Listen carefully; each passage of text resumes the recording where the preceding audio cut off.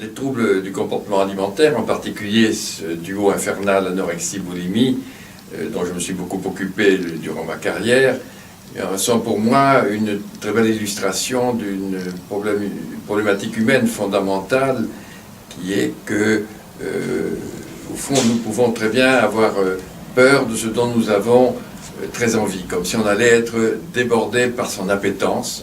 La vie, c'est quand même une appétence à l'échange, c'est ce qui la caractérise, et en même temps, la peur, par cette appétence, de devenir trop dépendant de l'objet de l'appétence. Et on voit bien que ces personnes, surtout des jeunes filles, mais enfin il n'y a pas que, sont prises entre la tentation boulimique et la peur d'y succomber.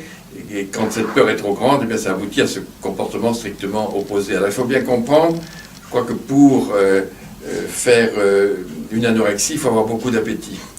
Mais pas d'appétit alimentaire, d'appétit au sens justement vital. La vie, c'est une appétence. La vie, ça se partage, on sait bien maintenant au niveau biologique, entre les circuits appétitifs et les circuits aversifs. Bon. Et on est pris toujours entre ces deux.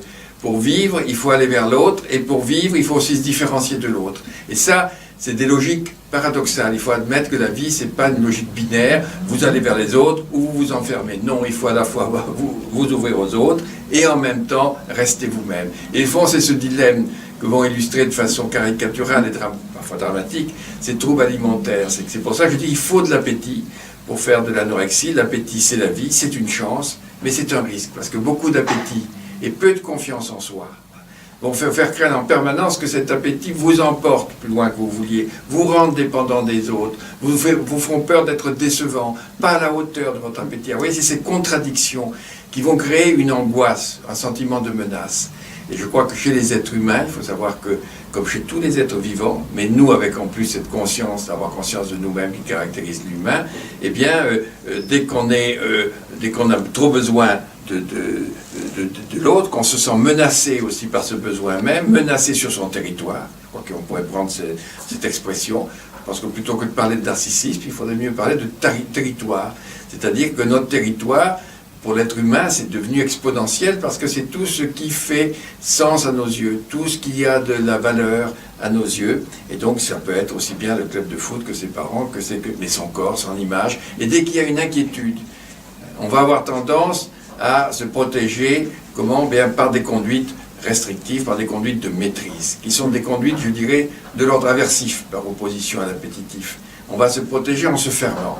Alors c'est bien quand c'est un petit peu, quand on peut moduler, et quand on s'enferme de trop, eh bien c'est là qu'il y a la conduite pathogène qui devient une maladie quand on ne peut pas en sortir. Et quand on s'enferme, c'est pas un choix, c'est parce qu'on a peur, et qu'en se privant, on retrouve une maîtrise qui nous rassure. Et c'est ça qui est le drame d'ailleurs de tous les troubles dits psychiques, qui sont à mon avis beaucoup plus des troubles émotionnels que des troubles mentaux, c'est de se rendre compte que eh bien nous sommes débordés et qu'il faut nous maîtriser, mais en nous maîtrisant, on va se couper de ce dont on a besoin, c'est-à-dire cet échange avec les autres qui ferait la vie. On a besoin de se nourrir des autres, et si on ne se nourrit pas, on va s'abîmer, on va être de plus en plus fragile, on va de plus en plus avoir peur, et on va se fermer de plus en plus. Oui, c'est ça, c'est ce cycle-là, non volontaire, mais auquel on est soumis et qui fait la maladie. La maladie, c'est l'enfermement dans une conduite qu'on n'a même pas choisie, hein, et qu'on croit avoir choisie parce que sur le moment, elle nous rassure. Et que c'est pas si fou que ça. C'est-à-dire que pour celui qui vit cela, au moment où il a sa conduite anorexique, il est moins mal. Bon, il est rassuré par cette maîtrise. Un peu comme si vous perdiez l'équilibre, vous vous accrochez, vous êtes moins mal. Sauf que si vous restez toujours accroché à votre balcon, vous ne pourrez pas vivre. Donc, mais lâcher ce moyen de maîtrise est pour elle très très angoissante. Alors c'est là où il y a tout un travail au niveau de l'angoisse, où il y a à la fois les aspects, bien sûr, l'angoisse est à base biologique, bien sûr, mais la biologie, on la contrôle par les psychotropes, mais surtout par la qualité de la relation. C'est-à-dire retrouver une relation de confiance. Plus facile à dire qu'à faire, mais c'est ça la clé quand même. C'est retrouver une confiance dans l'autre et en miroir, en soi, pour s'autoriser à reprendre ces échanges qui sont indispensables à la vie, tout en restant soi-même, en étant suffisamment confiant de pouvoir trouver la bonne distance. Alors tout ça, ça se construit, ça s'apprend, ça prend du temps, Et il faut bien comprendre que, au fond, ça ne devient une maladie que par l'enfermement. On ne doit pas être catalogué malade parce qu'on a eu ce comportement adaptatif qu'est l'anorexie. Et comme tous les comportements dits psychiatriques, tous vont vous priver des échanges dans un des 3 domaines qui fondent l'échange du vivant, très schématiquement, c'est-à-dire prendre soin de son corps, développer ses compétences au sens large, développer la sociabilité. Dès qu'on va mal, on se ferme. Alors, un peu, c'est bien, ça nous protège. Si on ne sort plus de la fermeture, vous voyez, l'engrenage, c'est ça l'engrenage. Mais on n'est pas pathologique parce qu'on fait une conduite anorexique, c'est pathogène. Comme une tentative de suicide, c'est pathogène parce que ça nous abîme. Et là, je terminerai en disant qu'il n'y a aucune fatalité. Mon expérience me montre quelquefois, après des parcours je pense à quelqu'un, des années d'hospitalisation, quelquefois 8 ans, pas en plusieurs épisodes, des suivis de plus de 15 ans, et abandonner ce comportement. C'est possible, donc il faut dire, c'est aucune fatalité. C'est pas bon. Mais c'est vrai aussi que ce qu'on fait nous fait.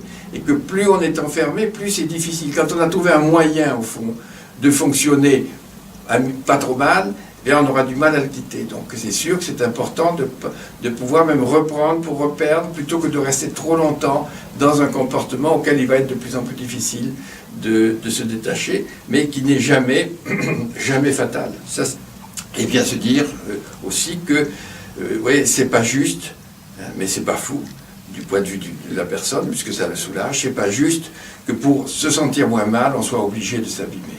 Et nous savons qu'il y a d'autres moyens que d'abîmer, que de maîtriser les choses en s'abîmant, en abîmant son corps, en abîmant ses capacités d'apprentissage, etc., pour se sentir mieux. Nous le savons. Voilà. C'est ça qu'il faut faire passer. C'est pas juste, mais c'est pas fou.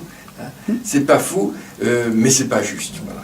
Et on sait qu'il y a d'autres moyens et qu'il faut arriver à avoir une relation suffisante de confiance pour que ces personnes fassent confiance, se jettent non pas dans le vide, mais dans la reprise de cet échange d'appétence, hein, au risque bien sûr d'être déçu. La vie c'est un risque. Bon, c'est le risque que voilà, ça ne marche pas tout de suite comme on veut, que l'autre vous déçoive, mais ça, il faut savoir le prendre. Et je pense que c'est important de donner ce sens à ces troubles et ne pas en faire quelque chose qui est quand même très, très ségrégatif, de penser que c'est mental. Parce qu'après tout, si c'est mental, qu'est-ce que c'est le mental? Vous voyez, on est très flou là-dessus, sauf que finalement, c'est pas comme tout le monde, c'est anormal, c'est péjoratif. À la limite, si elle voulait, elle pourrait bien changer, ou si elle ne change pas, ben c'est qu'elles sont très folles, c'est qu'elles ne sont pas comme nous. Ben non. C'est plus banal, et nous sommes tous, c'est un modèle grossissant de ce que nous sommes tous aptes à faire, c'est-à-dire, devant la déception, de se fermer, de devenir acteurs nous-mêmes de notre propre déception pour ne pas avoir à la subir.